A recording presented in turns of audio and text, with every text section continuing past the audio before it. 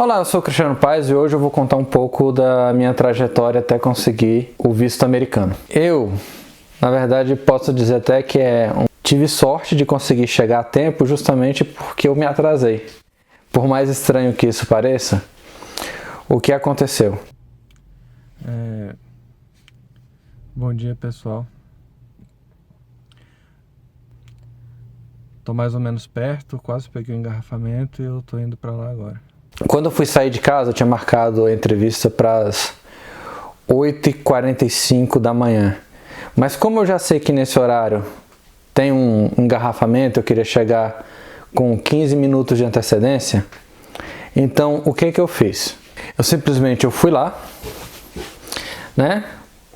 Tava esperando tudo certo para acordar de manhã, tudo bonitinho e tal. E aí, o que aconteceu é que eu acordei atrasado. No que eu acordei atrasado, eu comecei a desesperadamente me arrumar e tudo. Aí quando eu ligo no jornal que passa pela manhã, quando eu ligo a televisão de manhã, eu vejo a informação que a estrada que eu uso para ir até a embaixada estava engarrafada porque teve um acidente saindo mais ou menos perto daqui de onde eu moro. Então ali eu já comecei a ficar preocupado, né? Poxa, eu já tô atrasado, tem um acidente, tá tudo engarrafado. Aí o que eu pensei? Vou ligar aqui o Waze para tentar descobrir qual é o melhor caminho, né? Aí quando eu percebi que tava tudo engarrafado ali na entrada de onde eu moro. Então fiz um caminho que eu cortei para entrar em outro ponto da BR-020. Nisso o que aconteceu? Eu saí de casa, acho que era 6h40, mas já acreditando que não iria dar tempo, né? Porque nessa hora, como eu tinha comentado anteriormente, apesar de ser mais ou menos uns 30 minutos a 40 minutos daqui, de onde eu moro, até a embaixada, onde fica o consulado americano, eu imaginei que não iria dar tempo, né? Então eu fui com aquele receio de não vai dar tempo, porque eu já estou atrasado e ainda teve uma batida que vai aumentar o engarrafamento. Então pensei, já era, acabou. Aí então eu peguei o Waze e liguei. O Waze pediu para fazer um outro caminho, cortar por fora, né? Quando eu cheguei na Independência, que eu olho para trás, aí eu vejo aquela fila de carros parado. Ou seja, se eu tivesse pego a entrada anterior, eu estaria parado lá atrás junto com eles. Aí eu olhei ali e não vi nada, tudo tranquilo. Aí, né, não sei se eu já comentei anteriormente, mas eu moro no Distrito Federal, então quando eu estava chegando perto de Sobradinho, normalmente tem um outro congestionamento ali perto da entrada de Sobradinho. Aí o que aconteceu? Nesse dia também não teve, justamente por causa do engarrafamento anterior, ou seja, os carros não conseguiram chegar naquela entrada a tempo, então a pista ficou livre. No que a pista ficou livre, o que aconteceu? Aí eu consegui, né? Consegui indo, mas ainda assim eu estava preocupado com o horário, porque eu sei que lá na entrada ali do Colorado tem um novo engarrafamento chegando ali perto chegando perto da entrada ali do plano piloto. Então eu pensei, não, agora já era, né? Mas aí quando eu tô chegando, o Waze manda eu ir por um caminho que eu não conhecia, que é justamente uma pista que tinha acabado de ser inaugurada. Com isso, minha viagem foi tranquila. Eu pretendia sair de casa às 5h20 para chegar no local onde eu queria às 7h20 por causa do engarrafamento. Aí eu consegui sair de casa 6h40 e chegar por volta de 7h20 onde eu queria. Porque o que eu fiz? Eu deixei em um outro estacionamento o carro, porque lá no consulado você não pode entrar, né, com celular, aparelhos eletrônicos e tudo mais. Então, o que eu fiz? Eu decidi estacionar em um lugar onde eu pudesse guardar tudo, né? E aí, então, eu guardei tudo lá e chamei um Uber pelo celular, desliguei o celular e fui. Quando eu cheguei lá na embaixada, acho que ainda faltava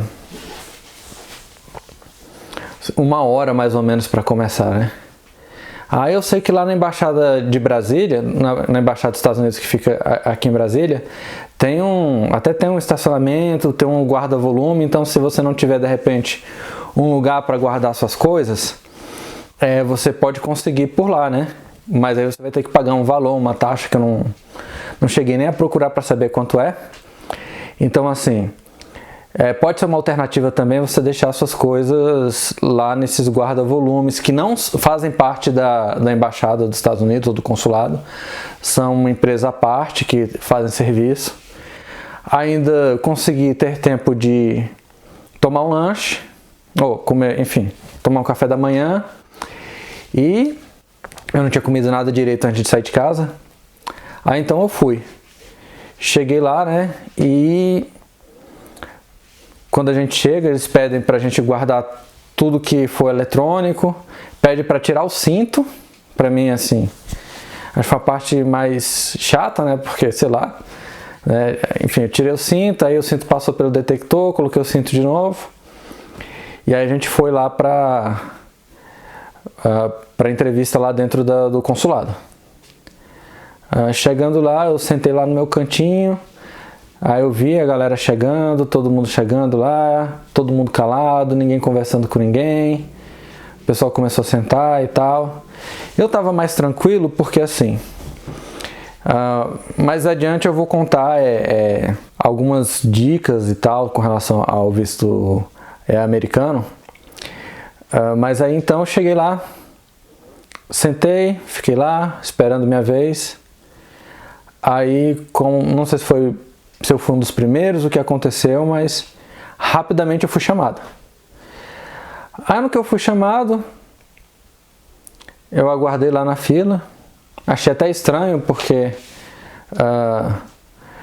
o rapaz que me entrevistou, o sotaque americano forte, mas estava com um chimarrão na mão. Assim, achei meio estranho porque eu não conhecia nenhuma relação entre chimarrão e os Estados Unidos.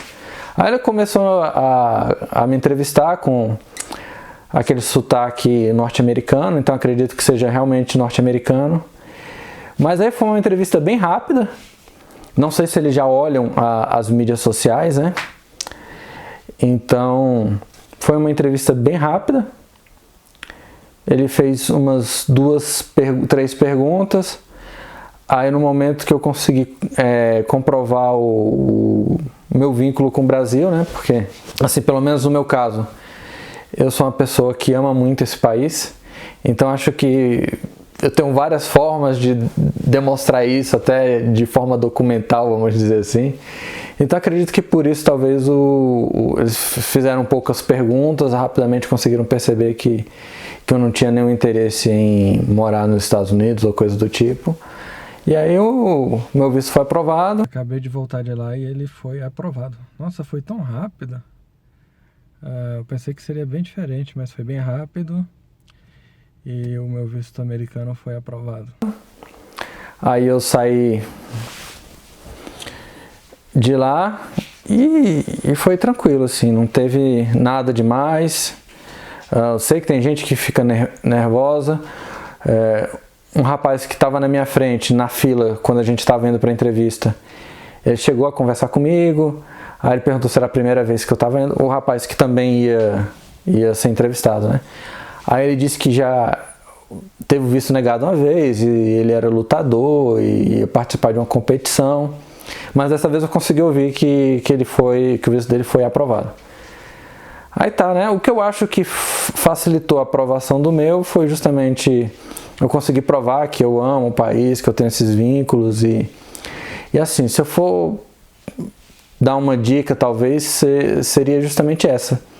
Você chegar lá e dizer a verdade, e se você tem realmente vínculo, eu acredito que não tem nenhum motivo que possa fazer com que o seu visto seja negado, né? Porque o que eles querem saber é isso, se você pretende ir para lá e morar lá, se teria alguma razão assim para você morar lá.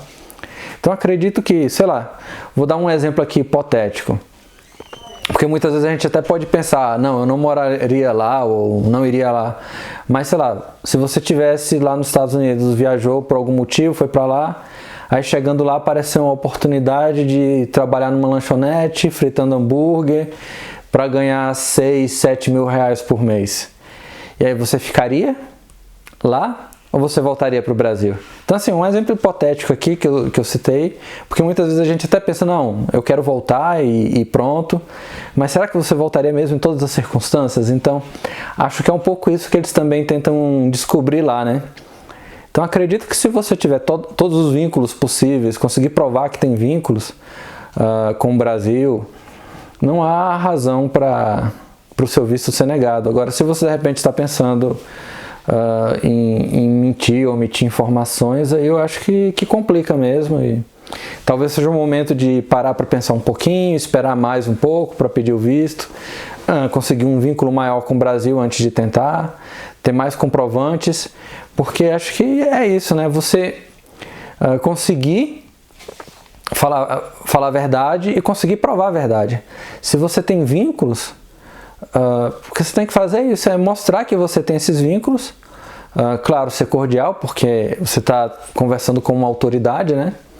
Então mostrar os seus vínculos e ser claro naquilo que você diz. Acho que tem algumas dicas no YouTube do tipo, para você se comportar como um robô, e eu não sei se é por aí, né?